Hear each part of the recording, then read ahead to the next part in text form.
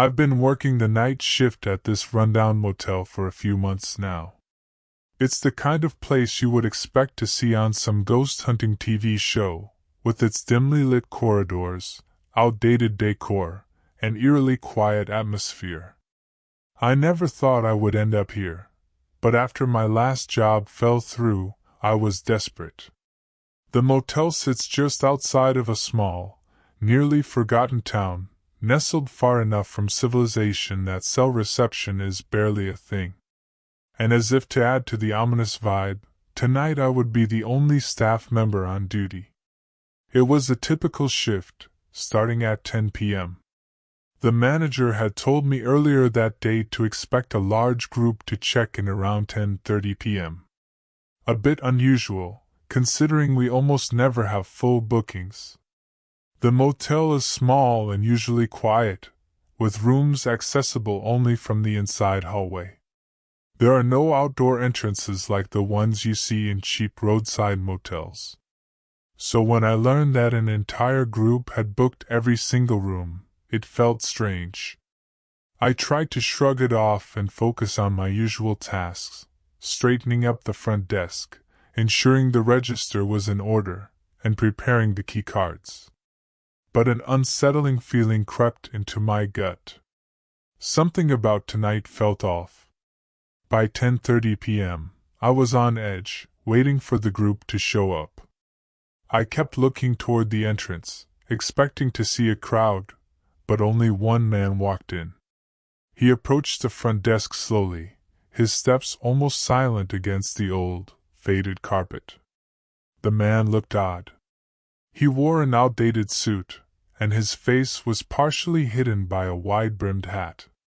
His eyes, though barely visible in the dim light, seemed to hold an unsettling gleam. He walked up to the counter and set a bundle of cash on the desk. "I'm here for the check-in," he said, his voice smooth but lacking warmth. "Right," I replied, eyeing the stack of cash. "You're with the group, correct?" I glanced around, hoping to see others entering behind him, but the entrance remained empty. "They'll arrive later," he answered, his lips curling into a grin. "No need to worry. I'll handle everything. Normally, we require IDs for all guests checking in, but paying up front with cash, we usually turn a blind eye, especially when business is this slow." "Okay, I'll get you checked in," I said, handing him the key to room 105. "Here's the key." I pushed the keycard toward him, still feeling uneasy. "So when are the others arriving?" "They'll come in due time," he replied, turning to leave. "Oh, one more thing." He stopped mid-stride, glancing back at me, his grin widening. "I'll need to give you some instructions. I'll be back in 10 minutes. Before I could say anything, he disappeared down the hallway. I watched him go, his figure vanishing into the shadows cast by the dim hallway lights. An eerie silence filled the lobby. 10 minutes passed, then 15. I glanced at the clock on the wall. Its ticking suddenly seemed louder than usual. An eerie silence filled the lobby, broken only by the occasional creak of the old building settling around me. That's when I heard it, the faint sound of children giggling. My head snapped up, my eyes darting toward the entrance. I stood up from my chair, straining to see through the glass doors, but the dim light from the parking lot revealed nothing. I felt a prickle of fear rise on my skin. Maybe some of the guests had brought kids with them, I told myself, trying to rationalize it. But I knew something was off. Suddenly, the man appeared in front of the desk, almost out of thin air. I jumped, my heart slamming against my ribs. "Did I scare you?" he asked, a smirk curling at the edges of his lips. His eyes gleamed under the shadow of his hat. I forced a laugh. "No, not really," I lied, trying to play it cool. He leaned forward, his gaze piercing through the dim light of the reception area. "Listen closely," he began, his voice low and deliberate. This group I'm with, they're a bit different. There are certain rules you need to follow for the rest of the night." With that, he pulled out a folded piece of paper and handed it to me. "Read it," he said, his grin widening as he watched me take the paper. The look on his face sent a chill crawling down my spine. "Okay," I replied hesitantly, holding the paper between my fingers. "Pay attention," he added, before turning and walking away. His head was still turned toward me until he vanished into the hallway. I stared after him, my mouth dry, feeling like I had just been dropped into some kind of twisted game. Shaking off the feeling, I set the paper down on the counter and added it to a pile of other documents, thank you notes, customer requests, things I usually ignored until the end of my shift. I had other work to do, like finalizing the check-in, so I turned my attention back to my paperwork, hoping to lose myself in the monotony. Minutes passed, and the eerie silence returned. Then I heard it, the sound of footsteps coming from the hallway. I sighed, knowing the strange man was the only guest at the moment. Great, I thought, not looking forward to any more interactions. The footsteps grew louder, coming closer, but then they stopped abruptly, just at the edge of my line of sight. I waited, expecting the man to appear around the corner, but nothing happened. Seconds ticked by in eerie stillness. The hair on the back of my neck stood up, and a wave of anxiety washed over me. Maybe I was just being paranoid. I needed to make sure everything was okay. Slowly, I stepped away from the reception desk and crept toward the hallway. My heart pounded in my chest as I approached the corner. I held my breath and peered around, half expecting to see the man standing there, but there was nothing. An empty hallway greeted me, silent and dimly lit. I felt a knot of unease tighten in my stomach. I had definitely heard footsteps. Shaking my head, I turned back toward the reception desk, telling myself I was just imagining things. But as I walked back, my eyes fell on the desk, and my heart skipped a beat. The piece of paper the man had given me was now lying face up on top of the stack. I froze, staring at it. I knew I had placed it beneath a pile of other papers, yet here it was, perfectly positioned on top. It was almost as if it wanted me to see it. Taking a deep breath, I approached the desk, my hand trembling as I picked up the paper. Maybe it was time to read whatever was on it. I unfolded the paper with shaky hands, my pulse quickening with every second. It felt as though the paper itself radiated a faint chill, a subtle reminder of the man's unsettling presence. I swallowed hard and started to read the neatly typed list. Guest rules for the night. Rule 1. If you see any of us standing in the hallway at night, do not acknowledge us. We are there for a reason, and it has nothing to do with you. Rule 2. If you encounter a crying child in the lobby or hallway, do not approach. Simply turn around and hum softly to yourself until you are out of sight. My eyes widened as I remembered the faint giggling I had heard earlier. I glanced nervously toward the lobby, half expecting to see a child standing there, but it was empty. My grip on the paper tightened as I continued reading. Rule 3. If you hear multiple voices coming from a single guest room, do not be alarmed. Speak only when the voice you recognize asks you a direct question. Rule 4. Do not leave the front desk between 1:30 a.m. and 2 a.m., even if you hear screams for help or for any other reason. I felt a cold sweat break out across my forehead. I checked the clock. It was just past midnight. I paused, looking over the remaining rules on the paper. There were more, but I couldn't bring myself to continue. This whole situation was spiraling into madness, and I wanted no part of it. I set the paper aside, shaking my head. No way was I going to deal with whatever sick game this was. I just needed to get through the night. I leaned back in my chair, trying to calm down. I closed my eyes, taking a few slow, deep breaths. It was almost midnight, and the group the man had mentioned still hadn't arrived. Maybe he was just pulling some kind of bizarre prank on me. I didn't know, and I didn't care. I just had to get through the night. As the minutes ticked by, the lobby grew eerily quiet. The silence pressed in on me, heavy and thick, as if the motel itself was holding its breath. I was staring at the clock when the sound of footsteps filled the hallway again, slow, deliberate steps growing louder and louder until they stopped at the edge of my vision. "Oh no, not again," I muttered under my breath. My heart pounded, and a cold chill ran down my spine. I braced myself, waiting for what would happen next. From the hallway emerged a tall, thin man. His face was obscured, partially covered by a cloth or mask of some sort. His limbs were unnaturally elongated, his movements jerky like a puppet on strings. I froze, my mind racing. The tall figure approached me with slow, deliberate steps, his head tilting slightly as if observing me. I felt every muscle in my body tense up. "Can I help you?" I stammered, trying to keep my voice steady. He didn't respond. He just stared at me, his presence oppressive as if he were sucking the air out of the room. A faint buzzing noise began to fill the air, emanating from the man. It grew louder, worming its way into my ears and vibrating through my skull. I glanced down at the desk in an attempt to break eye contact, and there it was, the list of rules. My eyes darted across the page until I found what I was looking for. Rule 5. If a guest stares at you for more than 5 seconds, close your eyes and count to 5. When you open them, they should be gone. The buzzing intensified, growing almost unbearable. I squeezed my eyes shut, my mind racing. I started counting. 1, 2, 3. My heart was slamming against my chest, every beat faster than the last. The buzzing noise pulsed around me, making my skin crawl. 4, 5. The buzzing stopped. I opened my eyes. The lobby was empty. I felt the tension in my body release all at once, leaving me shaken and dizzy.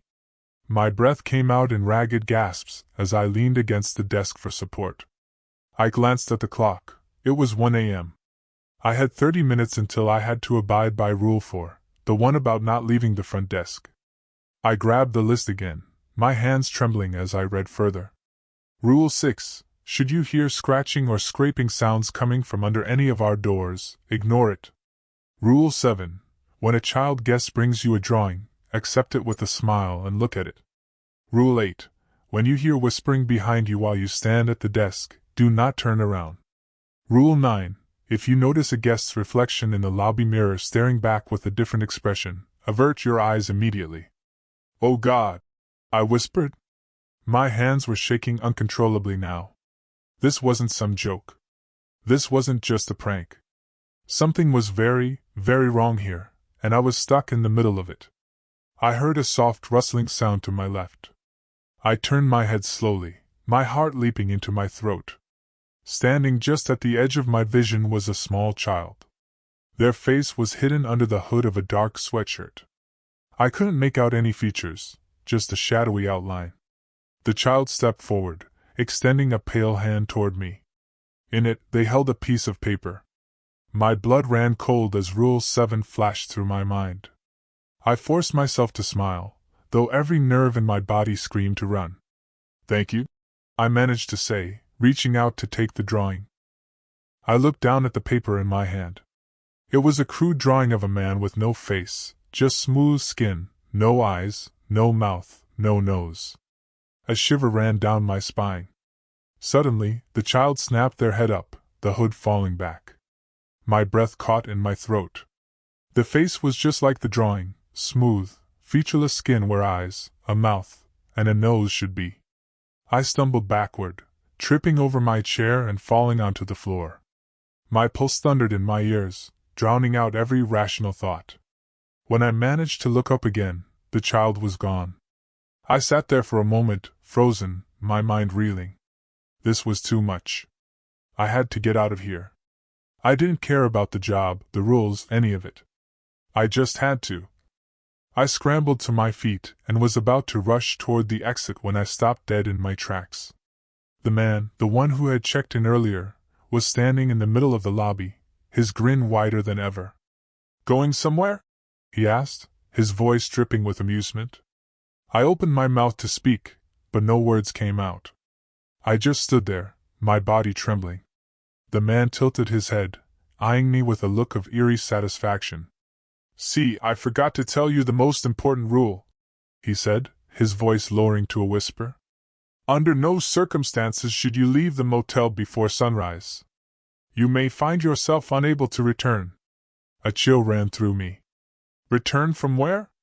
I asked, my voice barely a whisper. He grinned wider, his eyes glinting with a strange light. That's for you to discover, he replied cryptically before turning away. He walked slowly toward the hallway, his gaze lingering on me until he disappeared around the corner. I was left standing in the lobby, my mind a whirlwind of fear and confusion. I glanced at the clock. It was 1:25 a.m. I didn't know what to do. Should I stay? Should I leave and risk whatever was out there? My heart was telling me to run, but my instincts screamed at me to heed the rules. As I stood there, paralyzed by indecision, it began, the screams. Coming from the hallway. Harsh, guttural screams echoed through the motel, bouncing off the walls and pounding into my skull. I glanced at the clock, 1:32 a.m. Rule 4 echoed in my head. Do not leave the front desk between 1:30 a.m. and 2 a.m., even if you hear screams for help or for any other reason. I clutched the counter, every muscle in my body tense. The screams grew louder, more desperate. I jolted in my chair, my heart leaping into my throat. It was a raw, guttural cry that filled the air, clawing its way into my ears. I glanced at the clock, 1:37 a.m. My pulse quickened, every second stretching into an eternity. The screams didn't stop.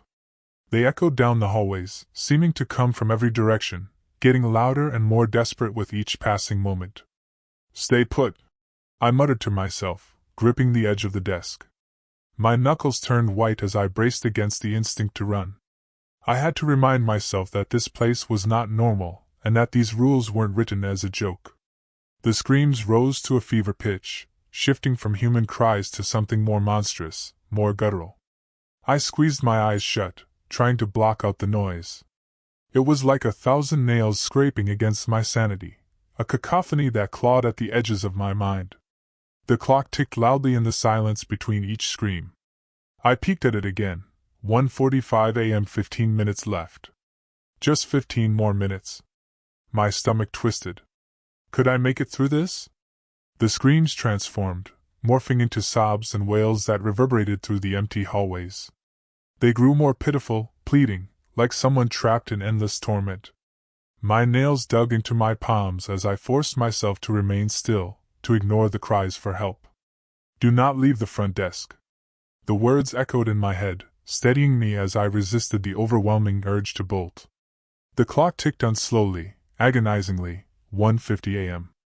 The cries in the hallway seemed to inch closer, pressing against the walls as if they would burst through and flood the room. I bit down on my lip until I tasted blood, focusing on the pain to ground myself. The room felt like it was closing in, the air thickening with every second. The screams warped again, blending into a chaotic symphony of agony. I gritted my teeth, feeling sweat drip down my temples. 1:58 a.m. 2 more minutes. The screams continued, but they began to fade, becoming a haunting background noise. It was as if the building itself had started to absorb the sound, muting it, trapping it within the walls. The clock's second hand crawled forward, each tick like a nail being driven into my skull. I stared at it, willing it to move faster. 1:59 a.m. Almost there. Almost. Finally, the clock struck 2 a.m. The screams stopped.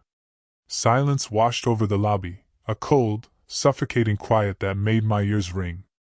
I sagged back into my chair, gasping for air, my heart pounding like a drum. It was over, at least for now. Silence filled the lobby, pressing down on me with a weight that made it difficult to breathe. My pulse gradually slowed, but the dread remained, like a stubborn stain on my consciousness. I glanced at the clock, 2:02 a.m. The rules still loomed in my mind like dark omens.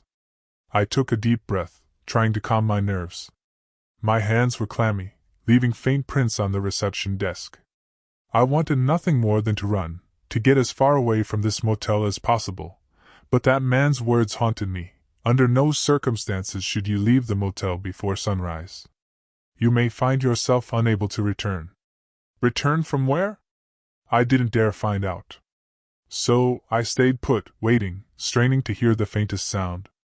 The only noise was the hum of the fluorescent lights above, flickering as if they were struggling to stay awake. I eyed the dimly lit hallway leading to the guest rooms, half expecting something to materialize from the shadows. No. Seconds stretched into minutes. The stillness was worse than the screams. At least the noise gave me something to react to, a crisis to focus on. This emptiness, though, it gnawed at me, feeding my fear. Suddenly, out of the corner of my eye, I noticed movement. My breath caught in my throat as I turned my head ever so slightly to my left. A small figure stood just on the edge of my vision near the entrance to the hallway. My stomach dropped. A child. I forced myself to stay calm. My mind raced back to the rules. Rule 2: if you encounter a crying child in the lobby or hallway, do not approach. Simply turn around and hum softly to yourself until you are out of sight. The child didn't seem to be crying. At least not yet. Its small frame was eerily still. For a moment I thought it might be one of the guest children playing some sick joke, but deep down, I knew this was something else, something not human. The child's head tilted slightly, as if it was trying to see me better, trying to gauge my reaction. I felt a shiver run through me. I needed to follow the rules, and I needed to do it now. I slowly turned away, keeping my eyes fixed on the front desk. My heart was thumping loudly in my chest, each beat echoing in my ears. Then a sound broke the silence, a soft, pitiful whimper. The child had begun to cry.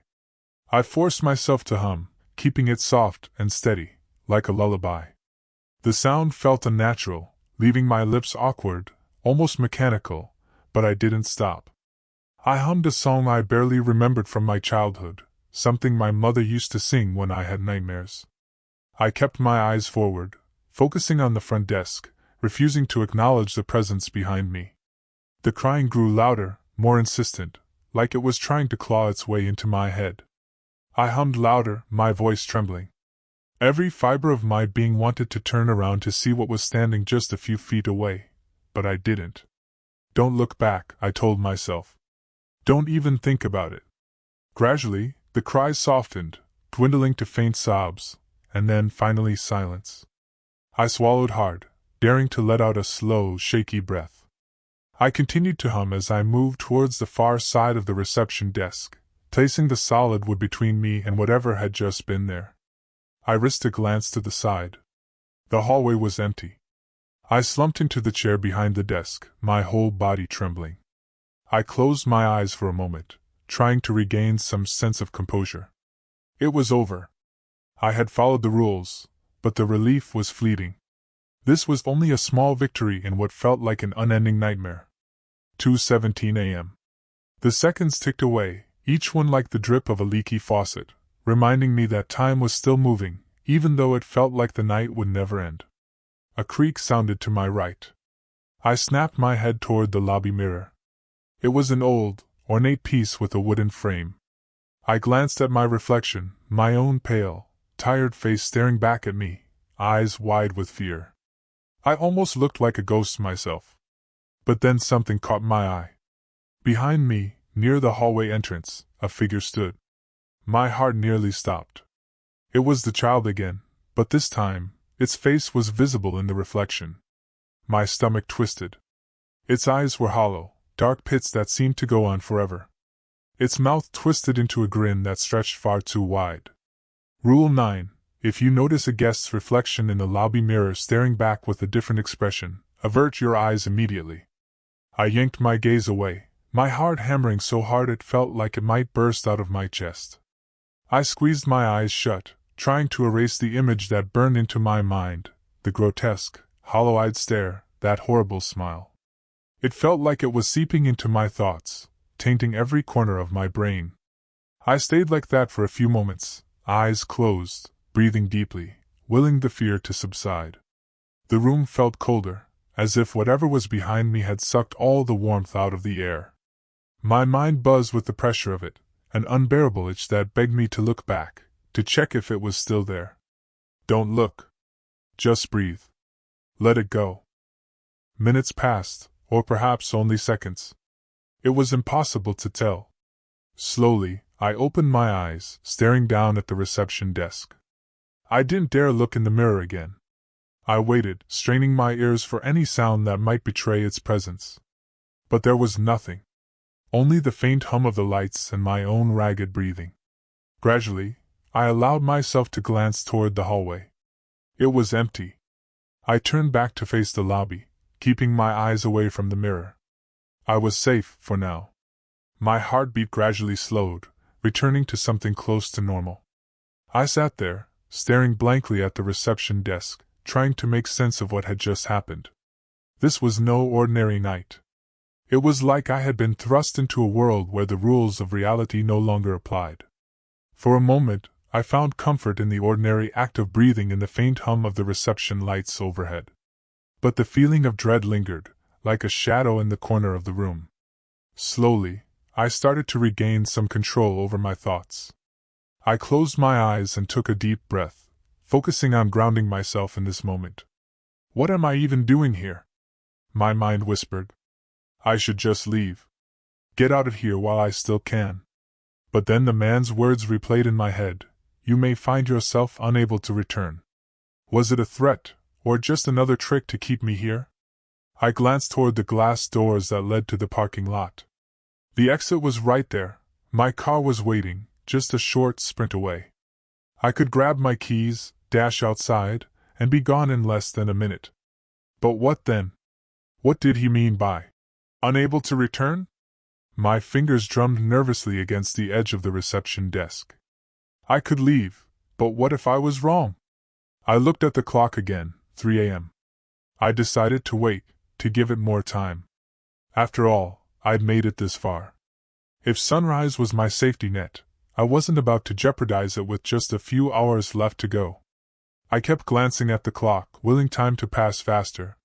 The seconds dragged like molasses, each tick echoing in my mind, mocking my sense of urgency. 3:30 a.m. My nerves were on edge, but I had begun to find a rhythm in the silence. Maybe I could endure this. Maybe the worst had passed. 4 a.m. The hum of the lights, the rustle of papers on the desk, and even my own shaky breathing became a mantra, a reminder that I was still here, still holding on. 4:30 a.m. I stood up and paced behind the desk, rubbing my arms to keep warm. The air felt colder, the shadows in the hallway longer, but I focused on the upcoming dawn. Just hang in there. Finally, it was 5 a.m. An hour left. I exhaled a sigh of cautious relief, but then I felt it, a change in the air, an unspoken tension settling into the room like a fog. I turned my head toward the hallway, feeling my stomach clench with dread. The shadows shifted slightly, and then they emerged.